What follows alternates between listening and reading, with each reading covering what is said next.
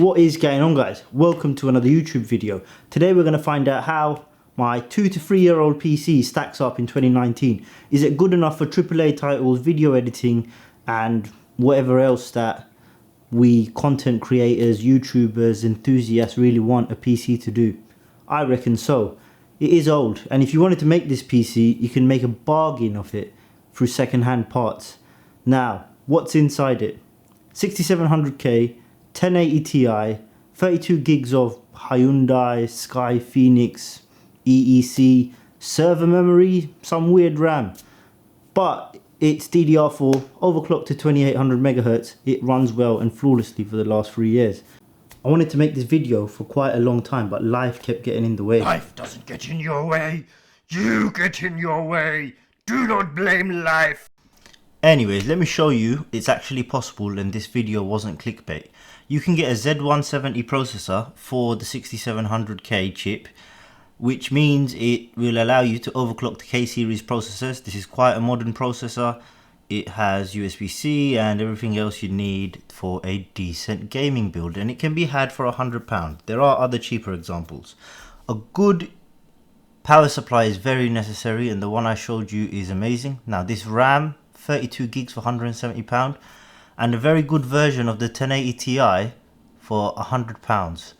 The processor itself, 206. These all include delivery, all from good enough sellers. Now, what you really have to understand about this £1,069 price, you also have space to make offers. You could get this cheaper, and it leaves enough space to buy a £30–40 CPU cooler, as well as a fancy case and accessory. Let's get into some benchmarks, some gaming benchmarks and synthetic benchmarks. Now, before we go, let's take a step forward into the meat of this video. Let's take 1 or 2 steps back and tell you how this PC came into fruition.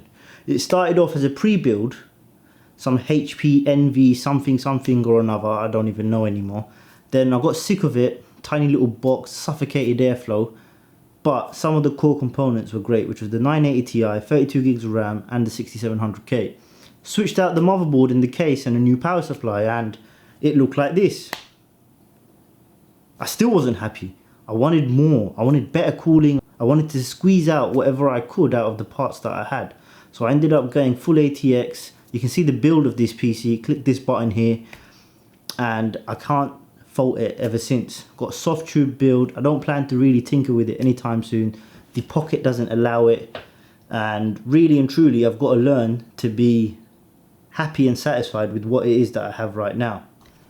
Now let's have a look at user benchmark. I know this is a bit of a controversial website. It favors single scores better for CPUs, but putting all that aside, it gives you a bit of an indication as to how a PC stacks up compared to everybody else that's been using this website. And you can see for gaming it's like 132%, desktop 103, workstation 88. It's in the 77th percentile of all other PCs that's been used on this website, and the graphics score is very, very high at 174%.